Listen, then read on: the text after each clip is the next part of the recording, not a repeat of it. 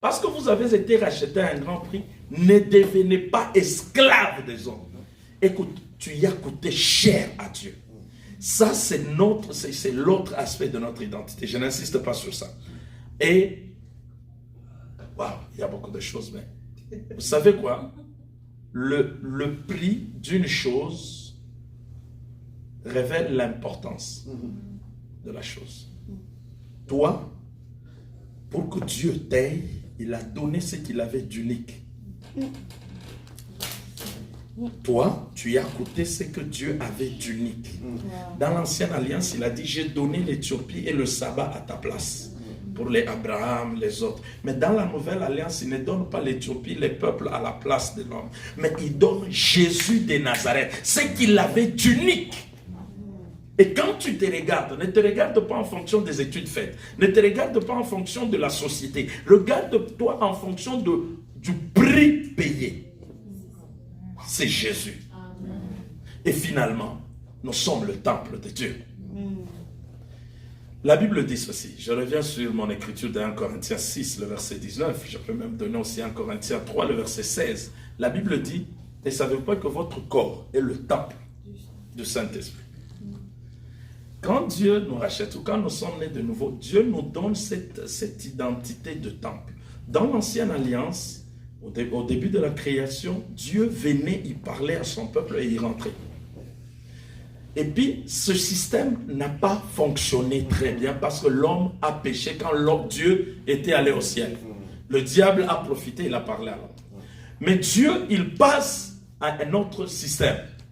Le deuxième système, Dieu, il demande qu'on crée un coffre, l'arche de l'alliance, et sa présence était au milieu de son peuple dans l'arche.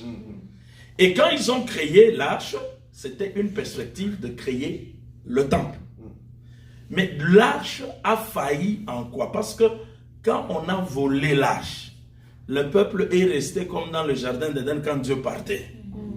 Maintenant, Dieu s'est dit, mais ce système-là n'a pas non plus fonctionné parce qu'on a volé l'arche. Maintenant, je veux faire de mon peuple, chacun d'eux, qu'il devienne mon temple. C'est-à-dire, partout où il est, je suis avec lui. Et en tout lieu, nous avons Dieu à nous. Savez-vous les dégâts que l'arche a causés dans le pays de Philistins? Quand on l'a pris, on l'a mis dans le temple de Dagon. Dagon, le troisième jour, on a trouvé la tête et les bras coupés. Les mêmes dégâts, tu es capable de les produire, toi, si on te met dans le temple de Dagon aujourd'hui. Parce que ce qui était dans le l'arche de l'Alliance, c'est exactement ni plus ni moins qui se trouve en toi. Savez-vous ce que la Bible dit? La Bible dit ceci. Et Dieu peut nous te remplir de toute la plénitude de Dieu. C'est écrit dans ta Bible. Que Dieu peut te remplir, toi, de toute la plénitude de Dieu. C'est-à-dire, quand tu arrives quelque part, tu transportes la plénitude. Pas la moitié de Dieu. La plénitude de Dieu. Et savez-vous que le temple, c'est là où la divinité est le plus exposée et où il est plus puissant. Quand on dit le temple, il est plus manifeste.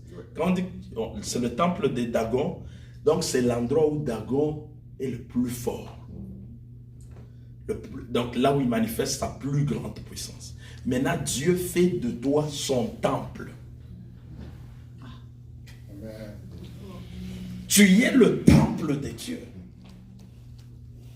Où que tu sois, quel que soit ce qui t'arrive, tu es le temple de Dieu. En ça, il faut juste avoir foi et changer ta manière de penser sur ta propre vie.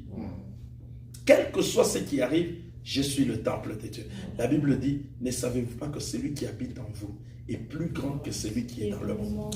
La Bible dit, et Dieu qui peut faire par la puissance qui est en vous, bien au-delà de ce que vous pensez et demandez. Ça veut dire que même ta prière n'est pas... Donc Dieu a fait de toi ce que ta prière ne peut pas faire de toi. Amen. Amen. Que le Seigneur nous bénisse. Amen. Désolé encore. Vous partagez une dette de nous, pasteur.